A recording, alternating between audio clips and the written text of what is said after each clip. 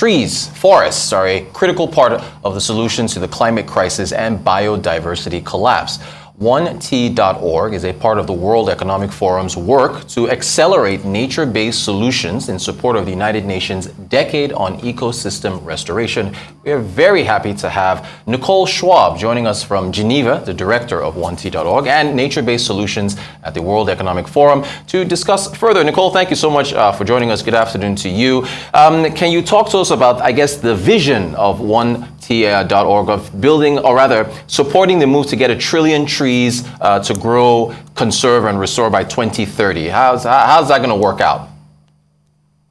Yes, so 1T.org was set up to support the UN Decade for Ecosystem Restoration, and our vision is to serve as a platform for the global restoration movement. So, of course, 1 trillion trees, it's enormous, and it's only a movement that can reach that kind of goal. So we have been set up to encourage the private sector to invest in forest landscape conservation and restoration, to build platforms and coalitions in different parts of the world that can drive this movement, and to empower youth and entrepreneurs that are putting business that are putting nature restoration at the heart of their business model.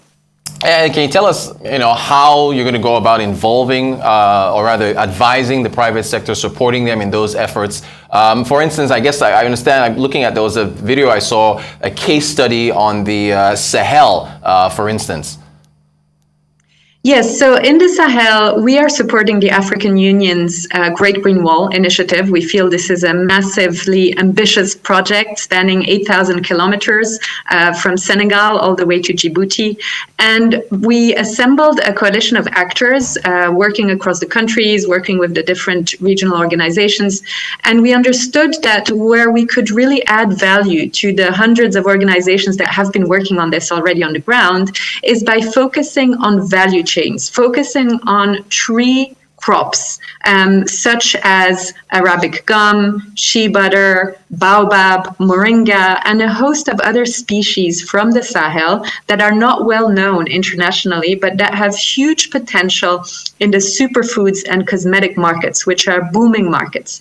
And so we published a study looking at the tree crops that had the biggest value on restoration, climate, and providing economic development opportunities, jobs, and incomes to the populations. And we identified 9 tree crops with the highest value, and the study offers recommendations on how to scale them and how to develop these value chains so that we can develop thriving SMEs working with communities that can access regional and international markets. Great stuff. And thereby benefit across the board. Okay, so speaking of scaling, there has been progress made as far as this collaboration that 1T.org has been supporting.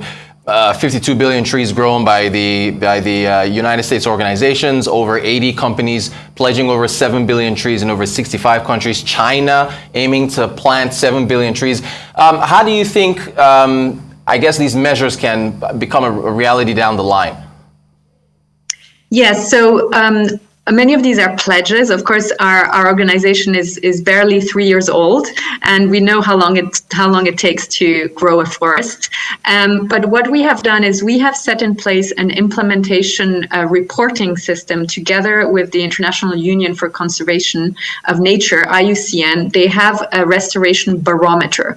This barometer already tracks commitments by countries, because in addition to these that you're listing here, since a long time with the Bond Challenge and other challenges in Africa, the AFR 100 initiative, countries have already set pledges. We have now developed with them a reporting mechanism for private sector actors. And so every year we ask every single organization who's pledging on our platform to submit an implementation report with details on how far they are along their pledges, looking at survival rates of their trees, so that we can track and we can see how this movement is evolving. And we know that's very important. In addition, we partner with organizations like Restore, who provide geospatial data to implementing partners, to NGOs, so that once you have the geolocation of these sites, you can start to track a series of indicators to see real time in terms of the satellite data, how this is evolving. Of course, again, we know that when it comes to forests, it's not a 6-month timeline. We're looking at 3-year, 5-year, decades. But at least we can see whether we're on track. Great stuff. Technology very much important there in tracking all this stuff. But I do want to ask you about deforestation. There was a stat that I read, I guess, on the 1t.org site. Deforestation over centuries has led to the loss of about 3 trillion trees. Is that how significant is this of a hurdle in terms of the goals that are being shared, along the way to building more trees and so on? How much of a hurdle is deforestation? It's a huge hurdle. And with 1t.org, we're focusing on the conservation restoration side. At the World Economic Forum, we have another initiative called the Tropical Forests Alliance, which is looking specifically at the drivers of deforestation, which really are some of the major commodities. So we're talking about beef, pulp and paper, palm and soy. And with the Tropical Forest Alliance, they have been working already for a number of years with all the partners along these value chains to drive sustainable commodity supply chains and to address that driver. Of course, it's not the only driver of deforestation, but it's a significant one. And then with 1t.org as well, in the regions where we're working, we're trying to look at, for example, what I mentioned in the Sahel.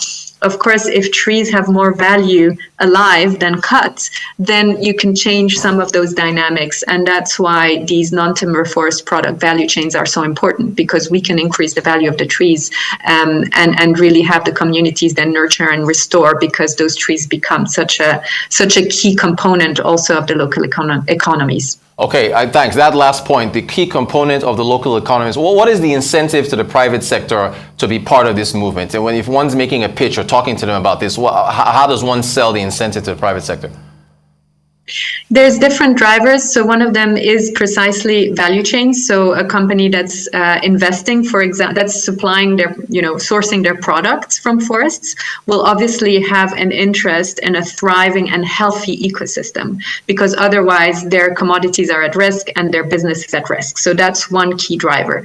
A second incentive is right now a lot of companies are, of course, setting net zero targets. They're decarbonizing their industry, but at the same time, they're also looking at CO2 removals and investing in natural climate solutions as compensation mechanisms while they are offsetting and on their decarbonization trajectory. So that's a second driver.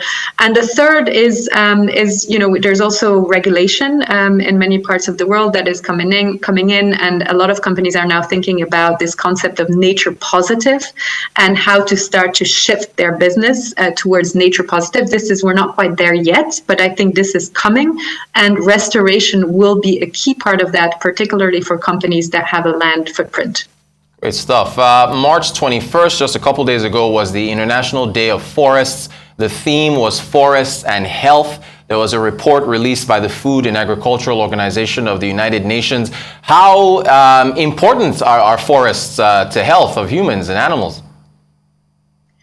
And there are so many links between forests and health that we don't think about. So first of all, air pollution. And I think a lot of people living in urban environments where the trees are gone, the forests are gone, now see really what's happening when you don't have those lungs anymore that can filter the air around you. So forests are critical for the air.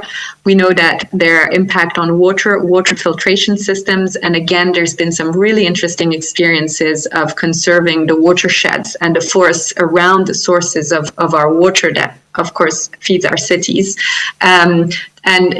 To understand that link for clean water.